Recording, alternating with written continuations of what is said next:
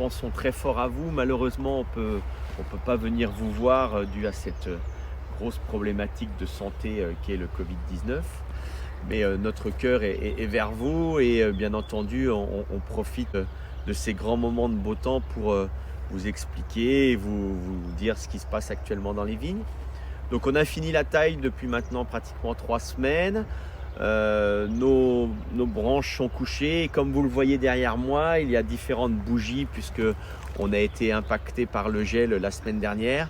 Mais comme vous pouvez voir le vignoble, aucun dégât, la lutte a été féroce et on a pu s'en sortir sans aucun problème.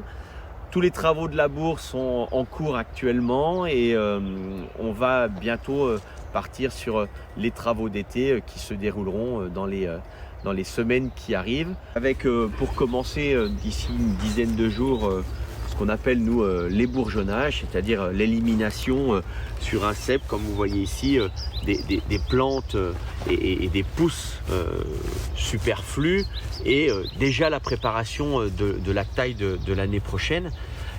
Élimination de ces pousses pour éviter qu'on ait trop de raisins sur le cep et ainsi obtenir le meilleur niveau de qualité.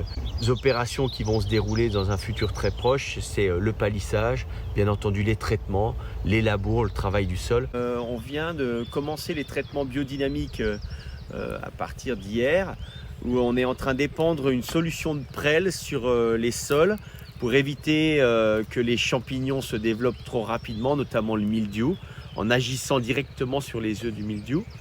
Et progressivement, on va passer une autre préparation biodynamique dans une dizaine de jours, ce qu'on appelle la bouse de corne, la 500, pour justement vivifier le sol et amener une vie microbienne importante au niveau du sol. Et ensuite, on enchaînera sur les traitements spécifiques de la partie végétale, contre le mildiou et contre l'odium notamment. Donc période très intense de travail pour nous, même plus intense que la période de vendange qui va occuper une vingtaine de personnes au domaine Vincent Girardin. Et vous doutez bien qu'avec les problématiques de la maladie, ça pose des vrais problèmes, des vrais soucis et de recrutement et effectivement de comportement dans les vignes pour que les gens puissent être suffisamment à l'écart.